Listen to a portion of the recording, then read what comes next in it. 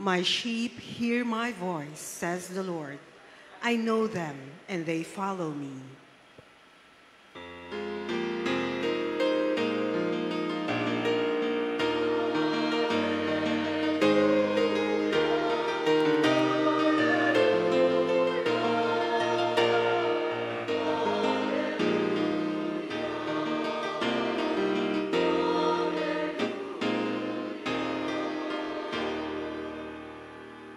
The Lord be with you. And with your spirit. Reading from the Holy Gospel according to Matthew. Glory to you, O Lord. The disciples of John approached Jesus and said, "Why do we and the Pharisees fast much, but your disciples do not fast?" Jesus answered them, "Can the wedding guests mourn as long as the bridegroom is with them? The days will come when the bridegroom is taken away from them, and then they will fast. No one patches an old cloak with a piece of unshrunken cloth, for its fullness pulls away from the cloak, and the tear gets worse. People do not put new wine into old wineskins. Otherwise, the skins burst, the wine spills out, and the skins are ruined. Rather, they pour new wine into fresh wineskins, and both are preserved." My dear friends, the Gospel of the Lord. Praise to you, Lord Jesus Christ. Good afternoon, sisters and brothers in Christ. Peace and blessings. Have you ever felt envious when someone has or seems to have more blessed, more fortunate, more successful, living a more fruitful life? Nakaranas ka na ba ng inggit? Ikaw ba yung naiinggit? Ikaw yung kinaiinggitan?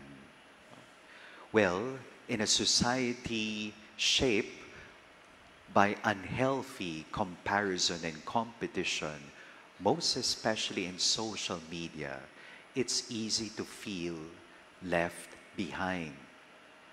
Our society's social media tend to divide us into winners or losers. So there is always that pressure to be more, to do more. And when we cannot keep up with that unhealthy competition, there's that feeling of bitterness. There's that feeling of silent resentment. Ano ang meron sa ibang tao na wala ako? In our first reading today, it says here that envy can begin in the family. That feeling of envy begins in the family.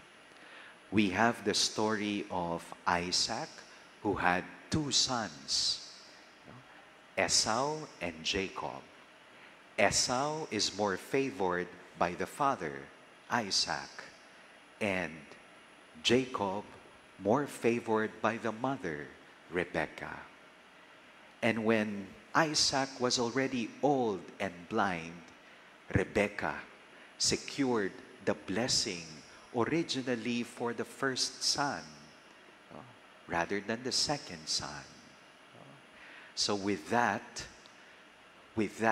favoritism, envy, it has led into broken trust, bitterness in the family, conflicts and tensions. In our gospel reading today, we have here Jesus proclaiming that there are elements of Judaism which cannot be connected or compromised with the new message of Christianity. Well, many times Jesus said in the Sermon on the Mount, "You have heard that it was said, but I say to you." So there was that new interpretation, a new law, a new message, needing a new mentality, new heart, new habit or habits, new relationships. If we would relate it with the theme of envy, envy belongs to the old self. When there is unhealthy comparison, competition, the resistance to change. Some challenges. First, we are called to pray more. In prayer, let us be grateful. Why? Because envy, it is the art of counting another person's blessings while we ignore our very own blessings. The moment we wake up in the morning, bilangin natin ang biyaya natin. Prospective gratitude and retrospective gratitude every time we sleep in the evening. Meron at meron pa rin tayong dapat ipagpasalamat sa ating buhay instead of focusing another person's blessings. Ikalawa, that grace of acceptance. I like so much the poem of Max Ehrmann, Desiderata. He says, or it says, when you compare yourself with another person, you would only become vain or bitter because there's always someone who is greater or lesser than you are. Acceptance. We all have our own seasons. We all have our own struggles. We all have our own blessings and contributions to the kingdom of God. And so we focus on that. And finally, self-improvement. It is often said that in a garden, a flower does not compete with other flowers. It simply blooms.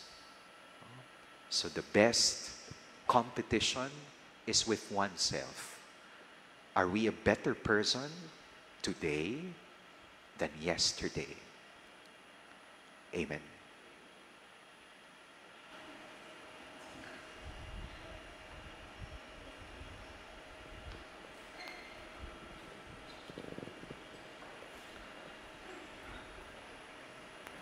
Let our response be for every prayer and petition, Lord,